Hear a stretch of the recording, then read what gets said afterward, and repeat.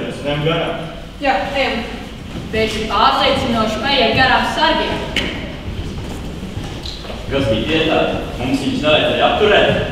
Ko 3 vēži var izdarīt? Mums tāpat pietiekami nemaksā. Ko es atzīmēju par jūsu kostīmiem, kas tiešām, manuprāt, var konkurēt ar Mākslas akadēmijas jau dažādām instalācijām, ko būvē, tāpēc tiešām ļoti novērtēju. Vēl arī uzsaku veiksmīgas mizanscēnas, manuprāt, šie te ainas, kā jūs sabūvējāt, un varbūt neliels ieteikums nākamajam gadam ir nebaidīties arī tās acis un balsis sūtīt vēl tālāk un vēl vairāk skatītājos.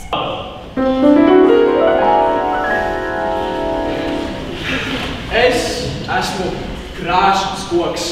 Es esmu zelta koks. Man ir zelta augļu virknes. Mani augļi ir vissaldākie. Mani augļi ir visgaršīgākie. Cienājieties, baudiet manu skaistību. Man ļoti patika jūsu tā pieeja, ka jums bija tāds minimālisms, bet jūs ar viņu ļoti veiksmīgi tikāt galā, kā piemēram, ka ir tikai pils tornīts un atliek viņu pagriezt, un mēs jau kā skatītāji nonākam jau pavisam citā vidē un citā telpā.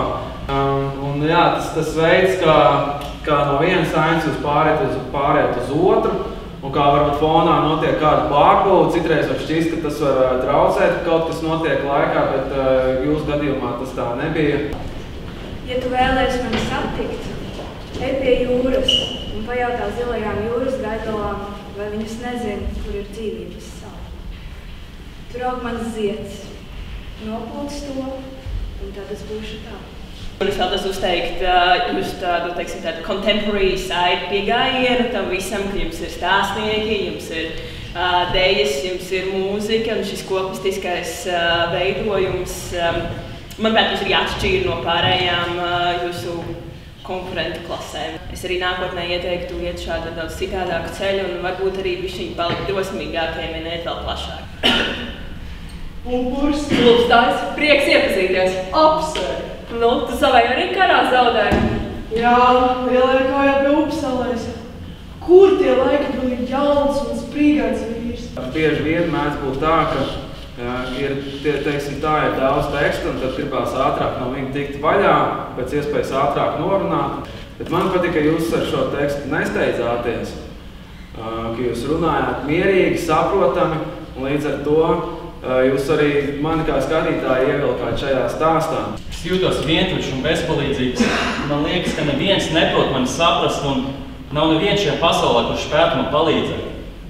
Paskaties uz viņiem. Tu domā, neviens no viņiem ir bēdīgs, vientuļš, bezpalīdzīgs. Viņus arī nesaprot, viņam arī nevar vienmēr palīdzēt. Noteikti uzsaku jūsu tādu dvēseliskumu, kas, manuprāt, caurstrāvoja visu priekšnesumu, visu izrādi. Nekas, ja kaut ko sajauc, jo redzēju, ka tur bija kaut kādi brīži, kad sajauc tekstu, bet ārkārtīgi uzlēma ir tas, ka jūs spējat doties tālāk arī pēc mazām ķibelēm.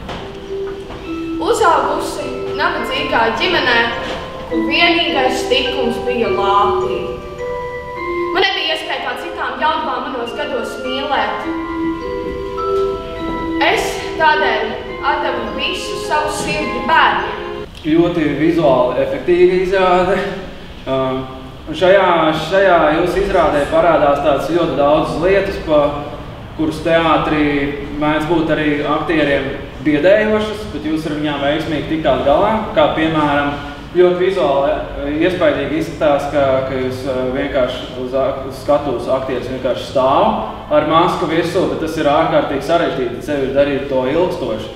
Kā teātrī ir tāds teiciens, ka tauta nospēlē karali, un jums arī bija līdzīgi, ka jūs kā komanda, kā šīs te lēles, jūs tiešām ļoti palīdzējāt galvenajai varonei parādīties, un jūs visu kopā ļāvāt man šo tēlu ieraudzīt šo pasauli.